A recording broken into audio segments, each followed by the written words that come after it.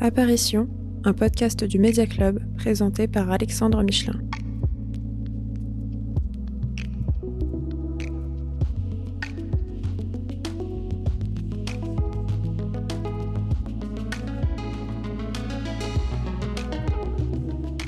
Alors, c'est le 4e épisode du podcast Apparition. Voilà, on est ravis aujourd'hui de recevoir Sonia Latoui. Sonia est directrice générale adjointe de Media One Thematics. Ça dit énormément de choses du chemin qu'elle a parcouru parce qu'elle a à la fois des fonctions de direction générale dans un des grands groupes de médias en France, une capacité à voyager de l'autre côté de la Méditerranée parce qu'elle s'appelle Sonia Latoui, une capacité aussi à transcender le rôle des femmes dans les médias, ce qui est pas simple. Et donc c'est un parcours et c'est un cheminement qu'on va explorer avec elle. C'est une volonté de montrer que tout est possible et puis de raconter ce qui se passe vraiment dans une vie professionnelle. En tout cas, merci Alexandre pour cette invitation. Je suis honorée. Je suis ravie de pouvoir partager avec toi, avec vous tous, mon parcours, parce que c'est le moment de se poser, se dire je peux effectivement inspirer des gens et c'est bien. Alors sur la première partie, qui est la partie professionnelle, on va dire, qu'est-ce que c'est qu'un directeur général ou qu'une directrice générale aujourd'hui chez Media One Thematics ? Quelques mots peut-être sur Media One. Media One, donc c'est un groupe français qui était assez jeune, puisqu'il a un peu moins de 5 ans maintenant, qui est un groupe qui produit du contenu, essentiellement qui concentre pas mal de labels de production de contenu, séries, documentaires, cinéma, animation, et qui détient aussi toute une partie de chaînes de télévision Thematics, les chaînes du CAPSAT. Et donc moi je suis en charge en tant que directrice adjointe de cette partie-là, c'est-à-dire de toute la partie des chaînes. Donc qu'est-ce que ça veut dire en gros ?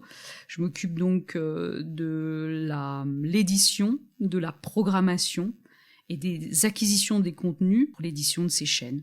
Alors bien évidemment, je suis accompagnée par une grande équipe, on est environ un peu plus d'une centaine de personnes. C'est pas simple, parce qu'on parle de relations humaines, mais c'est aussi très enrichissant, parce que on apprend à comprendre les métiers de chacun, à voir que chaque fonction, chaque personne a une fonction fondamentale dans disons la totalité de l'activité, et ça permet prendre du recul par rapport à ce qu'on avait l'habitude de faire dans le quotidien. Aujourd'hui, tu es un éditeur en fait, tu es un peu l'éditeur en chef de plusieurs chaînes, et il y a plusieurs catégories de métiers qui te répondent. Tout à fait. Les gens qui font les acquisitions de contenu, les gens qui font la programmation de ces chaînes. Tout à fait. Les gens qui font des sites pour Tout ces à chaînes. fait. Donc exactement. C'est vraiment l'intégralité de ces chaînes. Tu peux donner des noms de marques de ces chaînes pour que les gens se rendent compte. Donc c'est toute l'activité autour de ces chaînes. Aujourd'hui, encore une fois, on parle de chaînes du CAPSAT. Je vous cite en chaîne du divertissement ce qu'on appelle des mini-généralistes. RTL9, AB1, une chaîne manga. En chaîne thématique de documentaire, on va avoir toute l'histoire, Automoto, une chaîne Science et Vie. C'est énorme en fait. C'est exactement. En tout, c'est à peu près 17 chaînes. Mais c'est aussi... Et qui ont combien d'abonnés ? Parce que 17 chaînes, vous avez des centaines, des milliers, des millions d'abonnés ? Des centaines de milliers d'abonnés. Non, mais parce que je dis ça parce que ouais. pour ceux qui écoutent, savoir que dans le système des médias en France, il y a non seulement des éditeurs de cette taille-là qui travaillent sur les chaînes historiques, puisque ça vient à l'origine du groupe AB qui a été racheté par Media One. Savoir ensuite qu'il y a une centaine de personnes qui travaillent sur ces chaînes à un moment donné où on dit que l'audiovisuel est en crise, ça montre qu'il y a une activité qui est forte. Et puis savoir que toi, avec ton parcours sur lequel on reviendra aujourd'hui, tu diriges et tu construis des offres éditoriales, c'est pour beaucoup de celles et ceux qui nous écoutent une information, pour certains une surprise, parce que je viens de cet univers des chaînes thématiques à l'origine et on voit qu'elles ont tenu, elles ont évolué, et qu'aujourd'hui, savoir qu'il y a 100 personnes chez Media One Thematics, c'est considérable. Donc ça montre que c'est un groupe important, c'est un groupe très dynamique, qui est en train de révolutionner un peu le système audiovisuel français, et qu'à l'intérieur de ces systèmes, toi, tu as commencé par être la patronne des acquisitions, ça fait quoi ? Ça fait 5 ans que tu es dans cette Ça fait fonction 5 ans que je suis dans le groupe. Effectivement, au début, donc je suis arrivée dans le groupe en étant directrice des acquisitions de contenu. Donc, je m'occupais de tout ce qui était acquisition de contenu pour l'alimentation et la programmation des chaînes. Je faisais aussi des acquisitions pour le catalogue de distribution, ce qu'on appelle les acquisitions en tout droit, pré-achat ou acquisition en tout droit pour ensuite une revente sur le marché français auprès des chaînes ou auprès des players. C'était beaucoup d'heures, puisque les 17 chaînes en termes de volume horaire. Le volume, c'est plus de 6000 heures d'acquisition par an. Ah oui, c'est une usine en fait. C'est énorme. Après, ça reste encore une fois des petits contenus, mais c'est beaucoup de choses. Il faut vraiment avec toutes ces thématiques. Et il y avait toute la partie donc acquisition tout droit, où là c'était très intéressant, parce que bien souvent, donc c'était essentiellement du cinéma, des séries et du cinéma, et du documentaire. Et du documentaire, pas d'animation, de choses pas comme d'animation. Ça. Et donc toi, tu es en fait à l'origine une spécialiste des acquisitions de programmes. Ouais. C'est pour ça que tu es recrutée par Media One Thematics. Et puis, il y a 1 an, tu deviens directrice générale adjointe.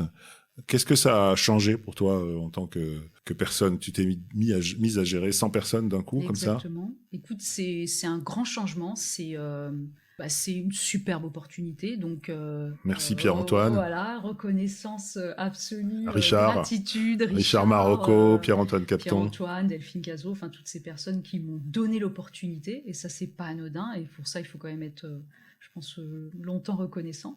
Et puis, un moment de panique. Est-ce que je vais y arriver? Et puis, recul. Et puis, non, en fait, je connais très bien cette activité, même si... Mais ça se voit parce que tu souris, ça s'entend, là. Ouais. On voit que tu souris, là, c'est un plaisir, quoi, ce job. Exactement. C'est franchement un plaisir. Parce que, donc, j'étais bien évidemment bien concentrée sur la partie acquisition, mais la partie acquisition dans ce genre d'activité, c'est assez central. Donc, en fait, même si tu fais un certain type d'activité, tu touches un petit peu à tout, même si tu connais pas les choses avec tout leur fonctionnement, tu sais comment tout est articulé. Donc c'était un moment où j'ai un petit peu plus vraiment pris du recul, de la hauteur, et j'ai regardé les différentes, éléments de cette grosse activité et voir comment améliorer et aller de l'avant avec tout ça. C'est un passage très important dans une évolution de carrière, c'est-à-dire une compétence technique qui te permet d'avoir une maîtrise, et puis le passage à la gestion, au management, qui est un défi pour la plupart des gens, qui demande souvent beaucoup de formation, beaucoup de travail sur soi-même. Tout à fait, parce que c'est plus simplement la compétence, mais c'est la capacité à partager, la capacité à entraîner l'adhésion d'une équipe et puis à s'occuper, en plus dans un moment de transition numérique qui est un défi pour tout le monde. C'est un défi, c'est exactement donc ça. Toi, tu fais tout en même temps. Voilà, et puis écoute, je le vis bien parce que c'est enrichissant, parce que c'est passionnant, parce qu'on apprend, il y a des moments d'inquiétude, je dirais pas de panique, mais il y a des sujets... De responsabilité, mais avec la tête froide, l'entourage aussi de personnes qui te guident, qui t'aident, qui te soutiennent, les équipes, parce que c'est bien évidemment tout seul, tu vas nulle part. Et t'arrives et tu te dis, ça va pas être simple, mais on va y arriver. C'est pour ça que, voilà, c'est aussi, je dirais, physique. Il faut être physiquement quand même prêt quand je dis physique, c'est aussi parce que physique, mental, et donc prêt à... Oui, là, en fait, tu parles de quelque chose qui est une de tes passions, je sais pas si on en parlera, qui est du yoga. Ouais, t'es aussi prof de yoga. Tout à fait. Quand tu te restes du temps, donc ça compte dans ta façon d'appréhender les choses. C'est-à-dire alors, j'en fais depuis longtemps, hein. J'ai commencé quand j'étais encore en Italie, c'est une passion absolue, j'en fais tous les jours, et je m'étais toujours... Tous les jours, salutations solaires, tout ça, une demi-heure de yoga avant de commencer la journée. Exactement, la journée, ça fait partie du rituel quotidien. Écoute, je savais que ça allait avoir un impact, mais j'ai jamais eu, disons, de pression pro aussi importante que ce passage. Et là, je me suis rendu compte que ça aidait énormément pour justement apprendre reprendre son souffle, respirer. Et que vraiment, encore une fois, respirer, calmer l'esprit pour avoir justement la tête bien froide et affronter les choses comme il se doit. Et tu as fait mention de l'Italie. Une des choses qui est très intéressante dans ta carrière, c'est qu'en réalité, tu as fait l'essentiel de ta carrière professionnelle en Italie. Tu as passé 10 ans chez Mediaset. Alors, Mediaset, c'est encore plus extraordinaire puisque c'est le groupe de Silvio Berlusconi.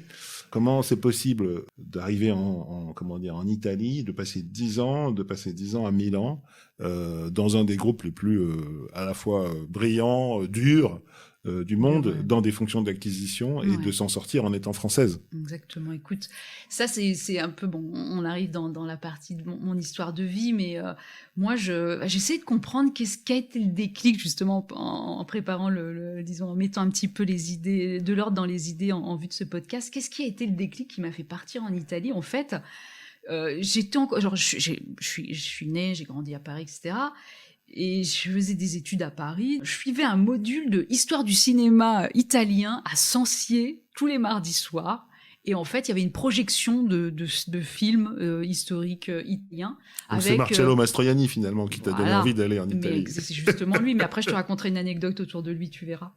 Écoute, et donc tous les mardis, j'allais voir ces films et il y avait des intervenants, il y avait Nanni Moretti qui était venu, il y avait Ettore Scola, des gens assez importants qui venaient, qui parlaient du cinéma italien. Je dis, quand même.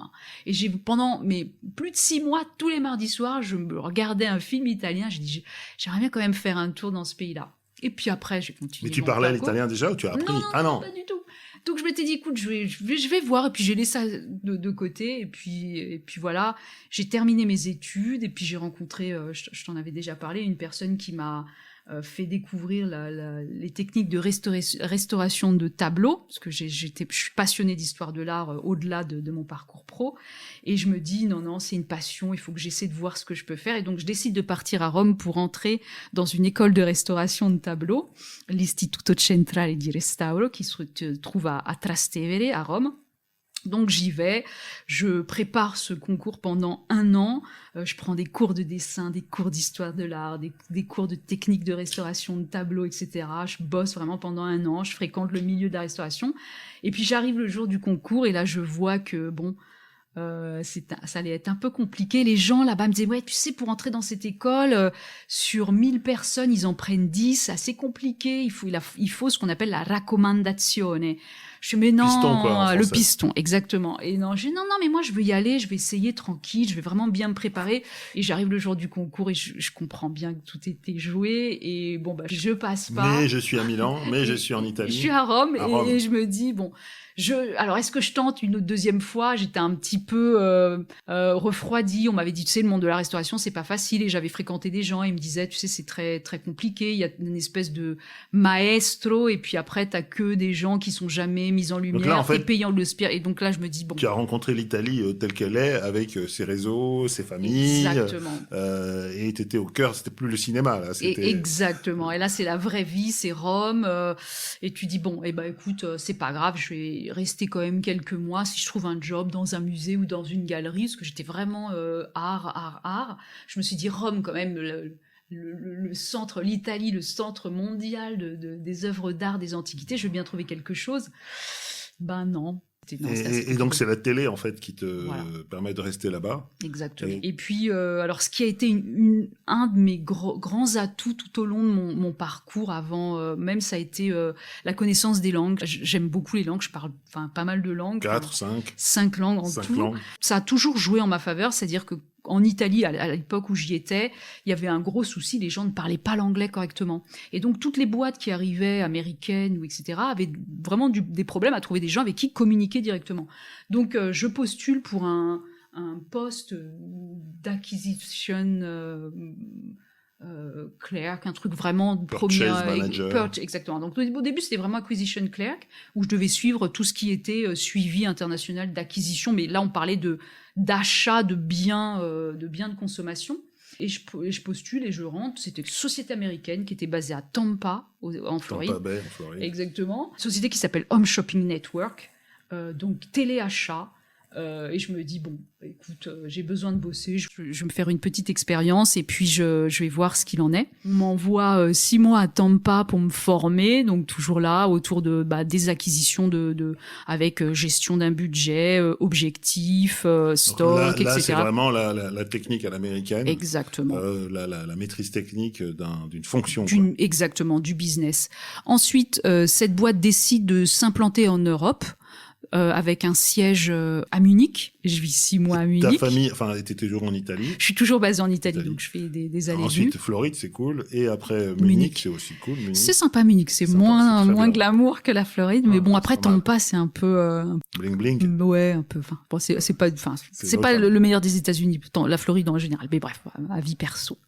Et donc, l'Allemagne pendant 6 mois. Et ensuite, donc, on se retransfère on retourne à Rome. Et là, ils ouvrent donc des bureaux à Rome. Et là, je deviens acquisition manager. Et je m'occupe pendant quelques années d'acquisition de biens, où là, c'est des gros volumes. Donc, c'est une chaîne de téléachat. Exactement. Et là, tu fais la fonction achat d'une chaîne de téléachat. Exactement. Donc, très technique, avec des objets dans tous les sens. Ce que je retiens de cette expérience, c'est que j'ai appris le métier d'acheteur. Parce que acheter du contenu, exactement. C'était des cours de négo, c'était très pointu, c'était toute la partie gestion des stocks, c'était la partie les objectifs. Donc être très vigilant sur la tenue de ton business. Pardon, mais ton histoire elle est incroyable parce que t'es une littéraire qui rêve de faire de l'histoire de l'art. Tu parles plusieurs langues. Et en fait, c'est une opportunité de se retrouver dans un job là où tu as envie de vivre, qui t'amène à la télévision et encore par la partie la plus home shopping, donc le téléachat de la télé. Et en fait, c'est là où tu trouves ton métier, quoi. Exactement. Alors, écoute, donc moi, là, j'apprends un métier en tant qu'acquisition. Et tu vois, quand je m'étais dit, bon, là, j'apprends le métier et après, je vais continuer, mais je veux vraiment aller sur des purchasing et des choses beaucoup plus importantes. Et cette boîte est racheté par Mediaset. Ah, ok. Et donc, Mediaset m'identifie par rapport, encore une fois, au fait que je parle les langues, à cette expérience d'acquisition. Ils me disent, écoute, on a un poste d'acquisition de contenu, tu vas venir ici. Ça veut dire qu'ils ont une vraie gestion des ressources humaines. Complètement. Parce que il y a un peu dédain en France sur les activités de Berlusconi. Ouais, et alors. Parce qu'on a des a priori, parce que tout ce qui s'est passé avec la 5. Après, le personnage, il est là aussi. Mais c'est une super entreprise. C'est une boîte qui sait gérer les talents, qui voit quelqu'un qui est aux acquisitions techniques, qui parle anglais, qui parle italien, qui sait voyager, tac, tac, tac, on la ramène au cœur du groupe. Ça, c'est assez exceptionnel aussi. C'est-à-dire qu'en fait, toi, tu as une flexibilité et un sens de l'adaptation exceptionnel, mais tu es aussi en face d'une organisation qui a parfaitement compris ses intérêts et qui sait mettre les talents là où il faut être, quoi. Encore une fois, je pense que c'est important de mettre en avant sa capacité à s'adapter, à travailler, parce que c'est aussi du boulot, mais c'est aussi l'opportunité. Tu es là au bon moment. Et ils ont besoin d'un personnage comme toi à ce moment-là. À la meilleure école possible, parce que il faut, pour ceux qui connaissent pas forcément la télévision, il faut se souvenir que Berlusconi invente totalement un modèle de télé en Italie. Il révolutionne la télé en Europe, privée. Et surtout, il fait quelque chose que personne en Europe n'avait fait, c'est qu'il achète des volumes absolument considérables de contenu américain. Et il invente un modèle de télévision un peu industriel. Alors, en France, on n'en voit que les décolletés profonds et les présentatrices. Mais en fait, c'est une machine à cash insensé. Exact. Je me souviens à l'époque quand j'étais Canal, on avait des bureaux à Milan et on voyait la machine énorme qui était. C'est je pense un des plus gros en Europe en termes d'édition de chaînes, parce que en gros Mediaset c'est quand même l'équivalent en nombre de chaînes de TF1, M6, sans parler des chaînes de la TNT, une Pay TV l'équivalent de Canal+, et ils ont une plateforme SVOD. C'est vraiment le numéro 1 et tout ça a été géré in-house. Alors c'est vrai qu'il y a un côté, et malheureusement, ça m'attriste un petit peu parce que vu que j'ai vraiment travaillé là-bas, j'ai grandi parmi eux et je sais le niveau au niveau le professionnel exactement qu'il y a dans cette boîte. C'est vraiment, ils sont très bons. Après, en termes d'acquisition, si je reviens sur mon expérience personnelle, ça a été pour moi, j'ai participé à des négociations incroyables avec les plus grandes majors. Comme je parlais français, que j'avais quand même un certain regard sur le contenu français, donc je m'occupais de tout ce qui était acquisition de contenu français. Donc je parlais avec tous les grands distributeurs en France, les TF1, les M6, les Gaumont, les Pathé et beaucoup d'autres encore. Et donc c'est vraiment là où j'ai appris le métier. Alors j'étais toujours dans un contexte international et c'est toujours la clé pour moi quand il s'agit d'apprendre, d'évoluer. Toujours dans un contexte international et là j'apprends vraiment toujours avec cette même règle, donc la rigueur, la gestion de toute l'activité, mais pour le contenu. Donc j'apprends bien évidemment le contenu. Qu'est-ce que le contenu? Qu'est-ce qui sert pour les chaînes? On est des chaînes commerciales, on est des chaînes de divertissement, donc on veut ce type de contenu, etc., etc. Et donc voilà, je passe un peu plus de 10 ans au sein de ce groupe, et c'est encore une fois une expérience exceptionnelle pour moi. C'est là où j'ai vraiment appris le métier, c'est là où j'ai découvert que ce métier me plaisait énormément. Je suis passionnée de cinéma, je participais à des marchés de cinéma, je voyais tout ce qui était séries, la genèse de toutes les séries, de toutes les majors américaines. Donc j'étais vraiment au cœur de tout ça, et encore une fois, au-delà du job, c'était vraiment une passion. Et 10 ans aux même fonctions où tu as évolué, tu as changé Alors quand je suis arrivée, au début, j'étais vraiment assistante des acquisitions, ensuite je suis passée acheteuse, et ensuite acquisition manager. Vous parlez des budgets, c'était des gros budgets ou... C'était des très très gros budgets. C'est quoi, c'est des dizaines de millions ou des centaines? Des dizaines de millions. Parce que je pense que c'est important de préciser, ces métiers sont des métiers qui sont pas forcément connus du grand public, les métiers des acquisitions. Moi, je me souviens, j'ai commencé, j'étais acheteur et ma mère ne comprenait rien à ce que je faisais. Tu fais quoi? Le film, il est à la télé, pourquoi tu veux l'acheter? Et en fait, c'est des métiers qui ont été centraux dans le développement des chaînes, puisque c'était le modèle économique des chaînes fonctionnait sur des acheteurs. C'est des acheteurs, en fait, qui étaient patrons de programme, en fait. Qui repéraient le contenu. Et qui, bien évidemment, il y avait une partie éditoriale qui validait, parce qu'il y avait quand même un suivi à faire pour que ça soit il fallait équilibré. Des volumes. Donc, il fallait acheter des volumes, il fallait gérer des budgets.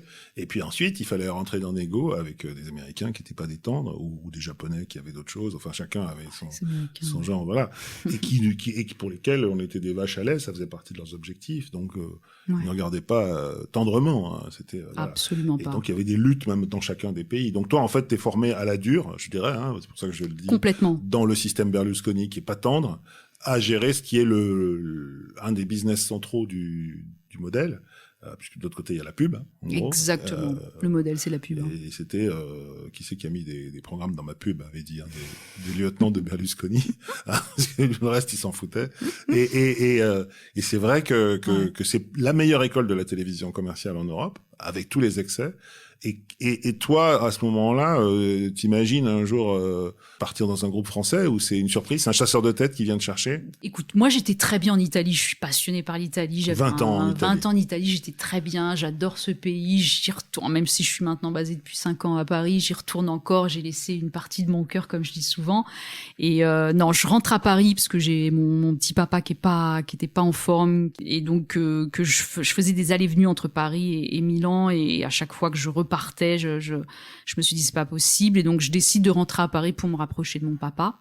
Entre-temps, je rencontre Richard Marocco, directeur général d'AB, puis le courant passe, et il m'embarque avec lui pour cette aventure, et donc je rentre à Paris et je commence en tant que directrice des acquisitions chez AB.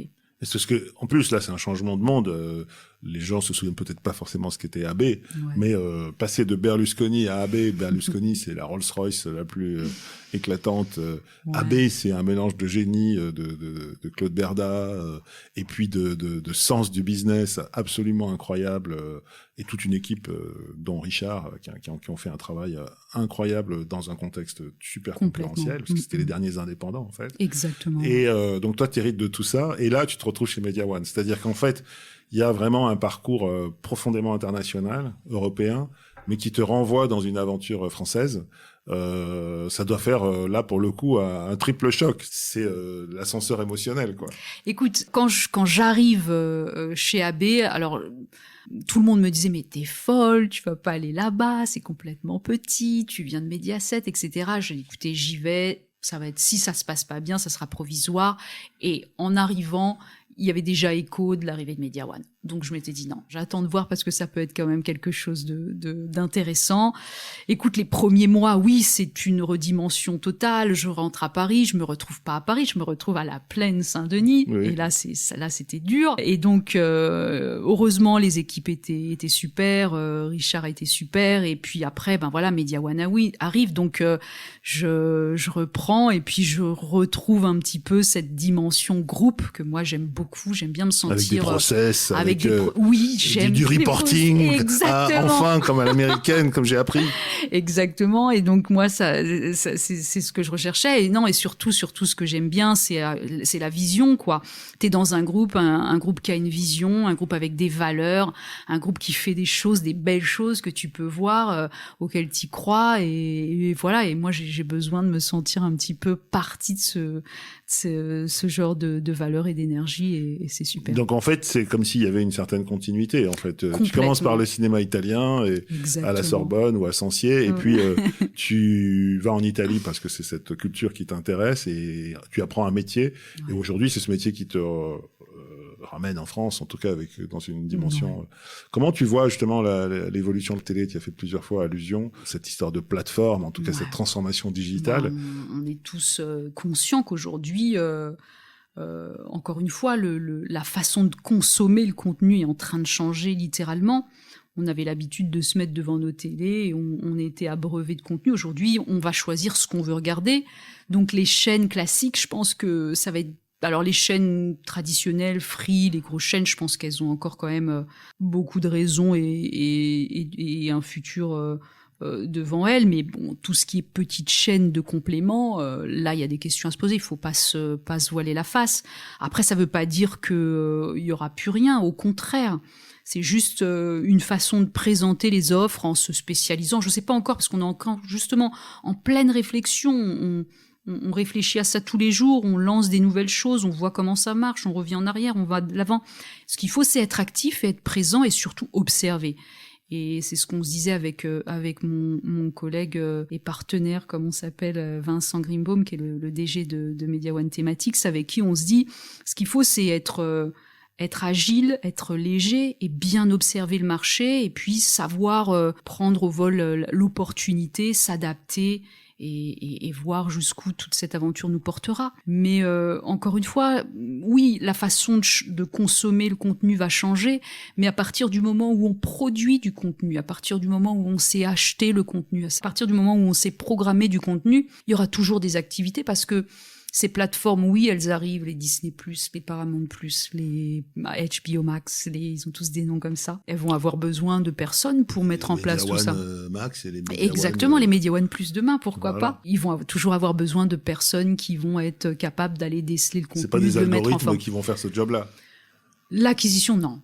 L'acquisition, non. Je pense qu'il y aura toujours besoin quand même peut-être pour une partie en masse, pour remplir ces gros conteneurs, mais après le choix, la mise en place, la création, non, je pense que l'esprit humain est là et restera toujours là. Non, je veux y croire.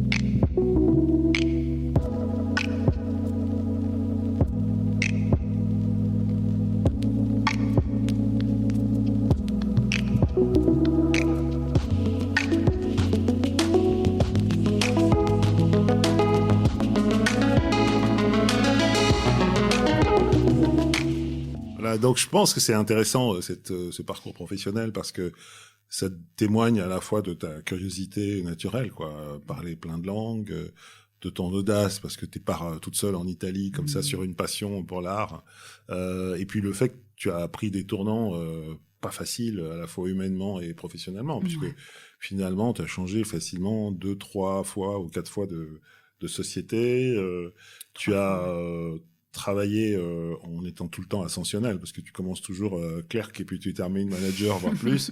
Donc tu es aujourd'hui dans une dynamique incroyable. On voit bien que pour les femmes, c'est pas simple. Non, absolument. Pour les comment dire, les enfants d'immigrés, c'est pas simple non plus. Tout à fait. C'était le fameux sketch de Guy Bedos. C'est pas simple quand t'es une femme, c'est pas simple quand t'es jeune, c'est pas simple quand t'es arabe. Alors si t'es jeune femme et arabe, c'est vraiment compliqué. Et c'est aussi, c'est un sketch, donc Bedos il était connu pour être ironique et tendre en même temps. C'est un peu cette deuxième partie de parcours qu'on a envie d'entendre, c'est de se dire tu es française, Tu t'appelles Sonia Latouit et tes parents sont des immigrés de la première génération. Immigrés algériens. Ils sont arrivés jeunes en fait, et donc ils ont quand même eux-mêmes fait une partie de scolarité en France, mais issus tout à fait de milieux très modestes, mais avec des belles valeurs. C'est-à-dire que quand on parle de ces aspects de diversité, bien souvent, quand tu regardes l'ensemble des podcasts qui existent même des témoignages ou des livres, etc., c'est toujours des histoires assez dramatiques, tragiques, négatives. En revanche, je pense que la majorité des gens comme moi, parce qu'il y en a des millions en France, ils ont tous un parcours classique, assez positif, normal, tu vois. Et ça, c'est pas assez mis en valeur. Et tu vois, si aujourd'hui je suis là et je parle en face de toi et je parle de moi, etc., c'est que j'ai vraiment envie de témoigner de ce parcours qui est finalement un parcours normal et que banal entre guillemets. Enfin, j'en suis là aujourd'hui. Je suis partie, je dirais de la banlieue parisienne. Ouais, de la banlieue parisienne, mais pas dans le côté tragique. Non, mais t'as fait tes études à l'université. J'ai fait des études de langue. J'ai fait des études de langue. Donc t'as vraiment une ouverture grâce aux langues. Ouais. C'est pas un handicap, c'est une opportunité, c'est une chance. Tout à fait. Et tu commences d'abord par travailler les langues en ayant une passion de l'art. Exactement ça. Et après, tu sais, une chose que j'ai tout de suite sentie quand j'étais même jeune, quand j'avais même pas les possibilités, c'est que j'ai tout de suite voulu voir le monde. Pour moi, le voyage, c'était l'Eldorado, quoi. Je voulais voyager. Et tes parents qui t'ont encouragé? Complètement. Qui sont fiers de... T'as des frères et sœurs? Ouais, j'ai des frères et sœurs. Grande fratrie. On est 6 enfants et moi je suis la deuxième. Et juste pour faire simple, j'ai vécu en Italie. J'ai une sœur qui vit à Berlin, j'ai une autre sœur qui vit à Londres, j'ai un frère qui vit à Berne. Ils sont tous dans des professions tout à fait confortables, tout va bien. Donc tu vois, tous des parcours études, parce que pour papa, mon père, les études c'était la base, quoi. Il voulait des enfants bien élevés et surtout éduqués. Donc il nous a vraiment tout donné pour qu'on y arrive. On y est arrivé, un coup de chance, un coup de caractère, puis son éducation, Et ta mère? Et ma mère aussi, absolument, tout à fait ouverte. Ils nous ont toujours vraiment poussés, ils nous ont toujours dit, vous savez, on est en France, on a cette opportunité, il faut la saisir et il faut que vous réussissiez. Après, oui. Encore une fois, comme on se disait tout à l'heure, si je suis là aujourd'hui et on fait ce podcast, c'est qu'il y a un souci. C'est pas si courant que exactement, c'est qu'il y a des soucis. Donc, tu as eu des gens qui t'ont accompagné, il y a tes parents, ouais. Il y a eu des gens à chaque fois qui t'ont aidé ou qui t'ont fait franchir des étapes, des barrières.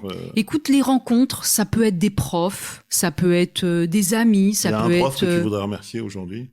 Mon prof d'histoire géo, monsieur Jean-Marc Pouponi. Quel, C'était au lycée, un prof d'histoire super ouvert, avec qui je pouvais parler. Avec un nom corse ou italien. Exactement. Et corse, bien corse d'ailleurs. Et donc, lui, il t'inspire, parce que ce qu'il dit sur l'histoire, ça te touche. L'histoire, la géographie, il m'ouvre les yeux, alors, je parlais avec lui d'art, parce que moi, j'étais passionnée, toute seule, j'allais toute seule, je prenais mon métro, mon train, j'allais voir les musées, au Louvre, musée d'Orsay, j'étais passionnée. Avec lui, je pouvais parler d'art dans mes copies. Tu sais, quand on faisait des trucs sur le fascisme, parler du futurisme italien. Il dit, ouais, c'est la seule copie qui me cite des idées du futurisme. Et donc, j'arrivais à parler. Et écoute, il a été mon prof pendant 2 années, je crois, première terminale. Et encore aujourd'hui, je suis en contact avec lui. Ah ouais, sur les réseaux sociaux. Non, on s'appelle, il passe à Paris, on se voit, et on a une histoire incroyable d'amitié. J'ai fait la babysitter pour son fils qui est aujourd'hui un adulte et que je vois et que ça me rend folle quand je le vois aussi grand. Écoute, ça, c'est ce genre de rencontre de prof qui t'inspire et qui te donne envie. C'est ta famille, en fait, aujourd'hui. Exactement, et qui m'a toujours soutenue. Après, au niveau pro, quand je suis arrivée à Rome, j'ai rencontré qui est devenu vraiment un ami incroyable, qui était l'avocat de la société et lui aussi qui m'a beaucoup inspiré. L'avocat de la société américaine. Américaine, ouais, qui était italo-américain, Quirio Mancini, et qui a été aussi une personne qui m'a énormément... Comme un mentor, un peu. Exactement, énormément aidé. Et, voilà, quand j'apprenais l'italien, il me corrigeait mes courriers, etc. Et ça a été aussi une personne personne très très importante. Après, comme je te disais, j'étais passionnée par les voyages. Moi, dès que j'ai pu, je m'achetais pas des sacs à main ou des fringues. Moi, je m'achetais des billets d'avion et j'allais au bout du monde, quoi. Et j'ai énormément voyagé, donc j'ai une passion pour l'Asie en règle générale. Donc moi, le Japon, la Corée, la Chine, Taïwan, la Thaïlande, le Vietnam, le Laos, tout ça, j'adore. Après, il y a une liste hallucinante. Exactement. Là. Après, j'aime beaucoup l'Afrique du Sud, enfin l'Afrique en général, l'Amérique latine. J'ai énormément été au Brésil, où j'ai rencontré une de mes meilleures amies, Isabelle. Alors le Brésil, ça a été une passion parce que alors, moi j'ai les cheveux, vous me voyez pas, mais j'ai les cheveux très bouclés.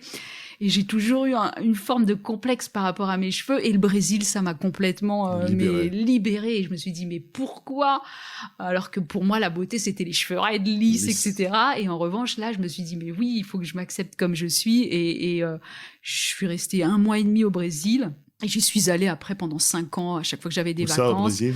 Rio, où j'ai vécu carnaval, jour de l'an, toutes les fêtes incroyables, et ça m'a énormément plu. Mais tu pourrais être brésilienne, ils te prennent pour une brésilienne. Voilà, quand j'étais là-bas, j'ai absolument pas de souci d'intégration, exactement. Je parlais portugais parce qu'entre l'espagnol, l'italien et le français, c'était le juste milieu. Et non, vraiment, les voyages, ça m'a aussi énormément formée par des rencontres.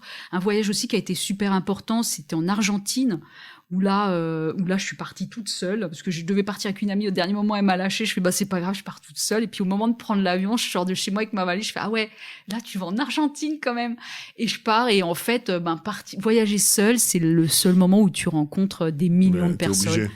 Et tu rencontres des gens de tous horizons, et c'est des gens qui, encore une fois, t'inspirent, qui te donnent des idées, qui t'ouvrent l'esprit, et tu rentres chez toi et t'as encore plus de... Tu as conscience que tu fais sauter un à un tous les clichés que les gens peuvent avoir sur les femmes. Tu voyages seule, tu gères ta carrière, les jeunes filles de l'immigration maghrébine, puisque en fait tu fais non seulement tes études, tu es encouragé par tes parents, même le voile, toi tu sais pas ce que c'est, t'as tes cheveux lâchés, pas une seule fois on a parlé de religion, donc t'es dans un monde qui est réel et qui pour beaucoup apparaît incroyable, c'est-à-dire que t'as tout transcendé en fait. Écoute, moi ce que je dis souvent, je me sens citoyenne du monde. Oui, j'ai mes origines, elles sont magnifiques d'ailleurs, l'Algérie, mes parents... C'est où en Algérie ? Parce que toute l'Algérie est grande. Ils sont kabyles. Là, c'est pas la même chose. Voilà. Attention. Après, non, écoute, je me sens citoyenne du monde, j'ai mes origines, je me sens très proche de la Méditerranée parce qu'avec l'Italie, Naples, le sud, la Sardaigne, avec où j'y vais encore très très souvent, je sens qu'il y a quand même quelque chose d'important dans cette région du monde. Mais le monde m'appartient. J'ai eu la chance de voyager à l'époque où on regardait pas encore les visas et les kilomètres au niveau des miles, etc. Et je me sens citoyenne du monde.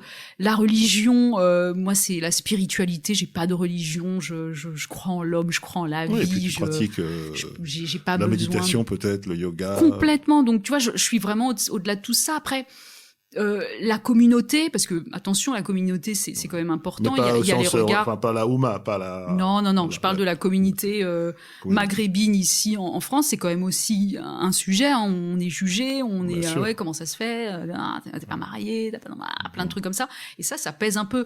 Et je pense que le fait de partir, c'était aussi peut-être de prendre de l'air et de la distance par rapport à tout ça. Je pense aussi. Après, voilà, D'ailleurs, vous êtes tous partis, en fait. Ouais. En Suisse, en Allemagne.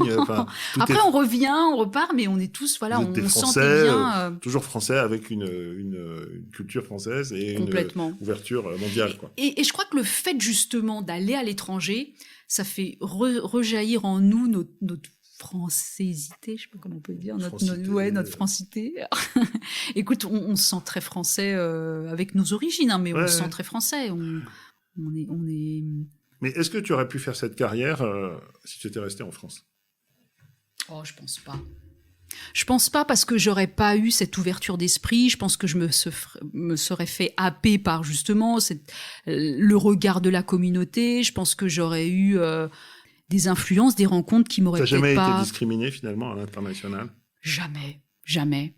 Franchement, j'ai pas de souvenir de choses vraiment marquantes où j'ai senti que ma couleur, enfin ma nature de cheveux était un problème, ma couleur de peau. Non, jamais. Au contraire, encore une fois, moi, je me suis toujours sentie bien accueillie partout parce que j'avais la possibilité de m'exprimer, de parler des langues, d'aider tu as fait la toujours communication. l'effort aussi de parler la langue de l'autre. Complètement. Tu as appris la langue des autres. Exactement. L'anglais, c'est un must pour travailler dans le monde entier. Tout à fait, Voilà, ouais. mais quand même, l'italien, il faut le faire. C'est pas évident, l'italien, c'est pas facile. Écoute, c'est pas bon. J'avais l'espagnol. Ça n'a pas été une langue très difficile à apprendre, mais tu vois, faut exactement. Combien de Français qui font l'effort d'apprendre l'italien et qui se sentent supérieurs, ils se sentent latins, voilà. mais ils se sentent pas d'apprendre l'italien. Non, je pense que c'est la base quand tu veux vivre dans un pays, vivre vraiment et comprendre le pays à 100%. Ça passe par la langue avant Donc, tout. En fait, t'es un peu une italienne aussi aujourd'hui, quand même. 20 ans en Italie. Ouais, je pense que je suis un peu italienne. C'est ce que me disent tous mes amis italiens. Mais arrête, t'es italienne aussi. C'est rare. C'est vrai. C'est vrai, je le sens, encore une fois, je suis passionnée par ce pays. C'est un pays de culture, de bon goût, de cuisine. Le mot passion revient beaucoup dans ce que tu dis. C'est vraiment l'énergie quoi, qui te mène. Je pense que c'est de là dont toute l'énergie part, en fait, quand t'es passionné par quelque chose. Après, je suis pas passionnée par tout, mais ce que je remarque, c'est qu'effectivement, la passion dans les choses que je fais m'aide à me propulser vers le haut, quoi. Et le yoga, ça, c'est à quel moment que tu fais du yoga? Écoute, je suis à Rome, je veux faire un peu de sport, exactement. Et puis je rencontre, je fais tiens, je veux faire un peu de yoga. J'en avais déjà fait quand j'étais encore à Paris, à la fac.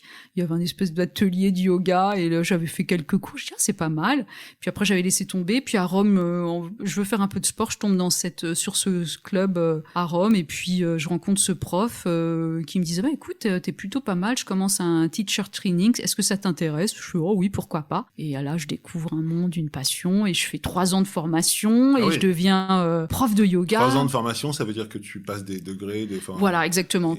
Aujourd'hui, tu pourrais arrêter de travailler, tu serais prof de yoga. Ouais. Tu fais ça, donc c'est un métier et les gens te payent exactement. Alors aujourd'hui, je le fais plus parce que j'ai vraiment plus le temps, mais quand j'étais à Rome, je faisais ça après le boulot. Je collaborais avec un studio de yoga où il y avait plusieurs cours et je faisais 2 fois par semaine. Tu es diplômé d'une école de yoga exactement, qui s'appelle Iyengar Yoga à Florence. La particularité de ce Iyengar? C'est un yoga très thérapeutique où on utilise énormément d'accessoires pour arriver à la posture idéale, c'est-à-dire qu'on va pas forcer le corps, mais on va utiliser des accessoires pour aider le corps, parce que l'idée c'est que le yoga te fasse du bien et qu'il ne t'agresse pas. Tu as été en Inde? Je suis allée en Inde. Des séjours dans des ashrams. Oui, exactement, pour apprendre. Ce que j'ai trouvé un peu, il n'y a pas besoin d'aller en Inde pour vraiment pratiquer le yoga correctement. On trouve des bons profs quand on y met le cœur et la passion. On peut pratiquer chez soi, dans sa chambre, avec un bon matelas, enfin un bon mat et un bon tapis. Moi, ce que je trouve intéressant dans l'image du yoga te concernant, c'est que ça correspond vraiment à ta capacité incroyable à dominer les éléments tout en restant toi-même. Ouais. C'est-à-dire que tu es dans une famille... tu tires ton épingle du jeu en étant cultivé, en étant curieux sur l'art, alors que personne s'intéresse à l'art, et puis en tirant le fil jusqu'au cinéma, et puis de là, tu te retrouves en Italie. C'est le cinéma italien qui te convertit et qui t'amène là-bas. C'est vrai, ouais. Et puis aujourd'hui, finalement, tu as passé plein de barrières qui, pour... on va dire la moyenne des individus sont des énormes barrières professionnelles, avoir des postes de direction générale, gérer des équipes. Pour les femmes, vraiment, c'est pas simple. On sait que le milieu de l'audiovisuel est particulièrement macho, surtout dans les hautes sphères. Ouais. Toi, tu y arrives. Et puis, le fait finalement d'être à l'aise partout dans le monde, au moment où tout le monde s'excite sur les questions d'identité, toi, c'est même pas une question, c'est une chance. Écoute, moi, exactement, quand je vois tout ce qui se passe autour de ça, je me dis, mais sérieusement, encore aujourd'hui, 2021, encore les Noirs, les Arabes, les Asiatiques, encore, non, quoi, arrêtez. C'est plus un sujet. C'est plus un sujet. C'est la dernière partie de cet entretien. C'est qu'est-ce qu'il faudrait faire pour toi pour que finalement ce soit plus un sujet? Est-ce que c'est des petites actions, des grandes actions, ou les deux? Si tu avais un pouvoir, qu'est-ce qu'il faudrait faire pour que ça s'améliore ou que ça ne soit plus un sujet? Écoute, je pense que tout passe par l'éducation. Je pense qu'il faut faire en sorte que on éduque les gens, justement, comme moi, les gens issus de l'immigration, les gens des quartiers défavorisés, qu'on mette vraiment tous les efforts pour donner des chances et éduquer. Ça veut pas dire envoyer des profs et les laisser tout seuls. Non, il y a un accompagnement qui doit être fait. On doit éduquer ces gens-là, éduquer les parents, éduquer les enfants, les tirer vers le haut. Et ça veut dire que, vu qu'aujourd'hui, ils sont vraiment coupés du monde, il faut vraiment concentrer nos efforts là-dessus, aller chercher les talents là-bas pour, encore une fois, comme ce qu'on est en train de faire aujourd'hui, témoigner que des gens comme moi ou des gens de couleur ou des gens d'autres milieux arrivent et peuvent justement témoigner d'une réussite en travaillant. Et je pense que notre rôle aujourd'hui, c'est pour ça que j'ai accepté de parler aujourd'hui avec toi, c'est d'inspirer ces jeunes gens, c'est de transmettre le fait que ça soit possible. Oui, il faut travailler, oui, il faut demander de l'aide quand on en a besoin, oui, il faut s'ouvrir au monde. Oui, le monde est à toi, si tu trouves pas ce que tu arrives à faire ici, va voir ce qui se passe en Allemagne, en Amérique latine. Il faut des moyens pour le faire. Il faut des moyens et il faut donner les moyens. Toi, justement. T'as travaillé pour Moi, payer tes voyages ? Moi, j'ai bossé. J'ai toujours travaillé. Quand j'étais étudiante, mes parents, encore une fois, un milieu assez modeste. Donc, quand je voulais quelque chose, je bossais, je me le payais et voilà, quoi. Ils m'aidaient, mais ils pouvaient pas se permettre certaines choses. Tout ce que t'as fait, t'as bossé pour l'avoir. J'ai bossé pour l'avoir. Tout ce que j'ai fait, j'ai vraiment boulot. travaillé. Petit boulot. J'ai travaillé à l'aéroport de Roissy. En tant qu'hôtesse, tu sais, dans les duty free. Et c'est là où j'ai rencontré, il faudra que je te raconte, ça sera l'objet d'un autre podcast, Marcello Mastroianni. Ah oui, alors finalement tu as rencontré Mastroianni.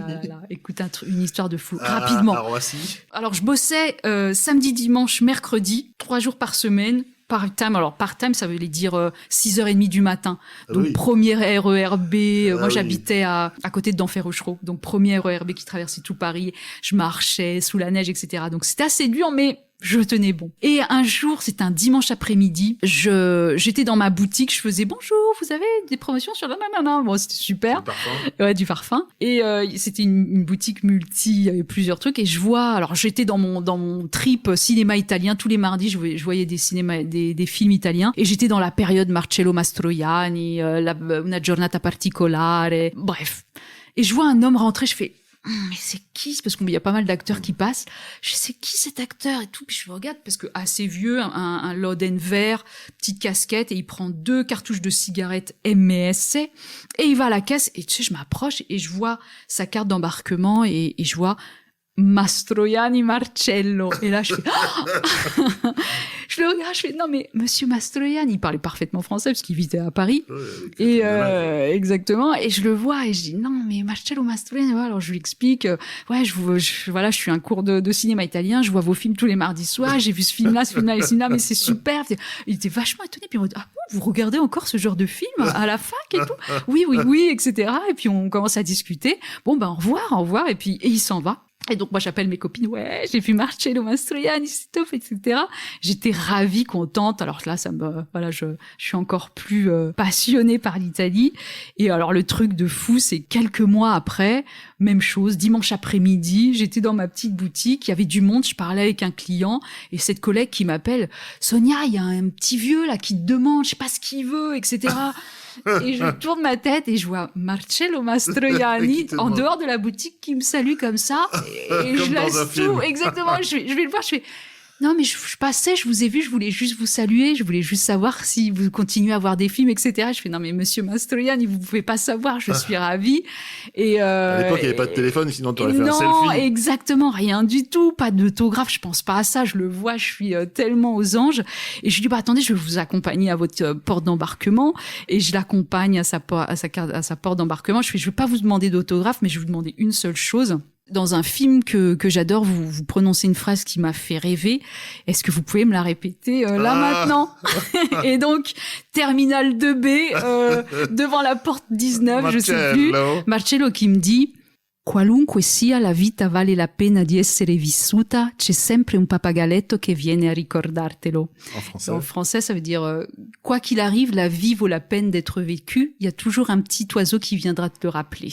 En fait, c'est une scène avec donc Una giornata particolare di Ettore Scola avec Sophia Loren, où lui il est sur le toit. Ouais. Exactement. Et donc il lui dit cette phrase-là, et il me dit cette phrase, et après il s'en va, et voilà. Tombé dans les pommes. Puis je suis revenue, je dis là, tout va bien. Mais justement, cet enthousiasme, cette passion et tout ça, est-ce que c'est pas ça finalement qui fait ton énergie, enfin qui fait que t'es passé à travers tout ça? Mais ça s'enseigne pas à l'école. Tu dis il faut qu'il y ait de l'éducation. Qu'est-ce qu'il faut faire? Bon, trouver des profs comme Monsieur Pupponi, trouver des écoles qui vont les accueillir parce qu'ils ont des difficultés, ou au contraire qu'ils ont du talent, qu'ils ont besoin de confiance. Qu'est-ce qu'on peut faire pour que ça soit plus un problème, que ça soit une chance? Voilà, je pense qu'aujourd'hui, nous, quand je parle de moi maintenant en tant que directrice générale adjointe, c'est-à-dire avoir la possibilité justement de recruter, de faire des sélections, de donner des chances aux gens, je pense qu'il faut qu'on regarde aussi avec équité les gens issus de ces communautés pour leur donner eux aussi leur chance, être un petit peu... faut pas non plus qu'il y ait je suis pas trop pour la discrimination. Exactement. Non, pas pour ça, mais donner leur chance. Ça n'avance pas. Moi, je suis d'accord avec toi. Si on est en train d'en parler, c'est qu'il y a quand même toujours un souci. Que pour les femmes, il a fallu mettre en place des quotas. Complètement, ouais. Comment faire? Toi, tu dis, il faut de l'éducation, plus d'éducation. Est-ce qu'il y a une solution que tu as vue? Par exemple, tu as bossé dans des boîtes américaines, tu as bossé dans des boîtes italiennes. Est-ce qu'il y a des choses que tu as vues qui t'ont frappé? Moi, j'ai été frappé, par exemple, chez les Américains. Moi, j'ai travaillé 10 ans chez Microsoft par le fait que c'était un sujet. C'était pas un non-sujet, c'était un sujet. Ça veut pas dire qu'on trouvait des solutions, mais la question de la diversité, la question de la parité, c'était des sujets dont on parlait avec les ressources humaines. Est-ce qu'il y a, aujourd'hui, toi, en tant que dirigeante, des indices de diversité dans la société dans laquelle tu es? C'est un engagement de Pierre-Antoine? Absolument. Comment ça se manifeste dans ton métier? Et qu'est-ce qu'il faut faire pour que ça devienne... Que ça soit plus un sujet. Écoute, je pense que c'est Pierre-Antoine, tu en parles avec Pierre-Antoine? Complètement. Il s'est déjà... on parle de Pierre-Antoine Capton. Pierre-Antoine, exactement. Non, je pense que ils sont... Media One a déjà exprimé, participe à pas mal d'opérations autour du sujet, et ça fait partie des valeurs. Rien qu'en regardant aujourd'hui tous les talents qui font partie du groupe, en termes de création, en termes de staff, au niveau de la parité, femmes-hommes, c'est très bien représenté aussi. Je pense que ça vient de ces personnes qui ont aujourd'hui un pouvoir au niveau de Xavier Niel, Pierre-Antoine Capton et Mathieu Pigasse, ces personnes qui ont aujourd'hui le pouvoir de faire changer les choses. Aujourd'hui, Media One, je pense, il témoigne de ce changement. Embaucher des enfants ou des jeunes de ces mondes-là, il faut faire venir des professionnels, il faut écrire des histoires. Est-ce que ça fait partie de votre feuille de route, ou c'est la responsabilité individuelle? Je pense que c'est tout, comme tu dis. Je pense que c'est écrire des histoires, c'est mettre en valeur des talents qui aujourd'hui sont les héros des fictions de demain, mais aussi ceux qui écrivent, ceux qui produisent, ceux qui... Quand tu entends que Netflix a signé Omar Sy pour 5 ans, pourquoi vous l'avez pas fait? Écoute, parce que je pense... La stratégie de Netflix, elle est claire. Ils ont fait ça aux États-Unis, ils ont des deals avec Shonda Rhimes. Est-ce que c'est du non-dit, ou c'est parce qu'on n'a pas les moyens de faire ce genre de choses? C'est quand même étonnant de voir que l'acteur français le plus populaire, qui s'appelle Omar Sy, finalement, il est signé avec une plateforme américaine. Quand on a une ambition qui est celle que vous affichez, c'est quoi? C'est parce que vous n'y avez pas pensé? Parce que c'était pas possible? Parce qu'il n'aurait pas accepté? Je sais pas, parce que je suis pas à ce niveau-là de stratégie, mais je pense que, je sais pas s'ils y ont pas pensé, mais il n'y a pas qu'Omar Sy. Je pense que le prochain Omar Sy pourrait être chez nous. Je pense que aujourd'hui, Omar Sy, c'est excellent parce que ça donne un message très clair. Et aujourd'hui, tous les groupes qui sont conscients, qui sont sensibles à ce genre de choses, vont se dire demain, il faut que nous, on ait notre Omar Sy, notre Jamel Debbouze ou je ne sais pas. Donc, on est obligé de s'inspirer de ce qui se passe sur ce genre de choses aux États-Unis parce que ça reste, entre guillemets, des modèles. On a des choses à leur apprendre, mais sur ça, je pense qu'on va... Toi, tu te dis... Il faut former, et puis il faut chercher les prochaines... Il faut former, complètement. Chercher les prochaines stars. Et ça, je sais, je le sens parce que je le vis autour de moi. Quand tu regardes des projets, quand tu regardes des sujets, il y a une grille de lecture. Complètement. Moi, aujourd'hui, je regarde du contenu africain parce que nous, on sait que l'Afrique, ça va être le territoire de demain. Mais pas uniquement... non, des gens qui écrivent des histoires africaines. On a des séries avec du cast, avec des gens qui écrivent, avec des... Oui, j'ai lu que le groupe Media One allait travailler beaucoup en Afrique. Exactement. Donc, concrètement, vous avez des collaborateurs, des collaboratrices. Il y a des boîtes, des labels de production africains qui font partie du groupe. Et par exemple, dans les chaînes thématiques, est-ce qu'il y a des contenus? Les chaînes thématiques sont reprises en Afrique. mais il n'y a pas encore de contenu, et ça j'y travaille. J'ai déjà vu plusieurs distributeurs justement pour adapter notre programmation en faisant des décrochages pour notre public Mais africain. dans l'autre sens, est-ce que tu fais découvrir ces programmes aux Français qui n'ont pas eu la chance de voyager comme toi? Parce que je pense que c'est dans les deux sens. C'est pas simplement envoyer des chaînes et puis en se disant, est-ce que dans l'autre sens, vous faites découvrir des talents et vous leur donnez leur chance? Tu vois, hier, il y a on va rendre le podcast dans le temps, mais hier, le concours a été attribué à un Sénégalais, un romancier, l'éditeur qui a fait le travail de le signer. Est-ce que vous faites ce genre de travail aussi? De signer des talents africains, francophones ou... Complètement. Après, j'ai pas encore une fois, c'est pas du tout ma structure, mais tu liras, hein, tout ça, c'est publié dans la presse, etc. C'est absolument dans l'ADN du groupe. L'idée, c'est de repérer les talents de demain, en remarquant que aujourd'hui, il y a du talent partout, et la richesse de la France aujourd'hui, c'est quand même toutes ces communautés, toutes ces histoires qui sont là et qui ont la France en commun. Qui ont la France en commun, exactement ça, et qui passionnent, et qui ont un public, et qui ouvrent l'esprit de certaines personnes qui ne connaissaient pas certaines choses. Et c'est pour ça que je pense que le groupe sur ça est vraiment à l'avant-garde, et je ne sais pas s'il y a d'autres groupes en France aujourd'hui qui ont cette sensibilité, cette capacité aujourd'hui. En tout cas, je te remercie parce que ça a été vraiment passionnant, pour reprendre le mot que tu emploies tout le temps, et puis que tu as raconté des histoires personnelles qui disent aussi qui tu es. Donc c'est vraiment un acte de confiance, et puis j'espère que ça va donner envie à plein de gens de faire ces métiers. Écoute, l'idée, enfin vraiment l'objectif de ma présence ici aujourd'hui, c'est d'inspirer peut-être des jeunes qui se posent encore des questions dans un contexte un petit peu compliqué, des jeunes certainement issus de l'immigration, etc. Des femmes, exactement. Et si on peut leur donner la confiance, l'envie, il faut y aller, il faut se remonter les manches. Le monde est à nous, faut parler, faut aller, faut rencontrer. Faut aller voir Marcello Mastroianni. Voilà. Et un jour, il va repasser en te disant comment allez-vous? Il va te dire, c'est quoi la phrase en italien là? Qualunque sia la vita vale la pena di essere vissuta, c'è sempre un pappagalletto che viene a ricordartelo. Merci Sonia.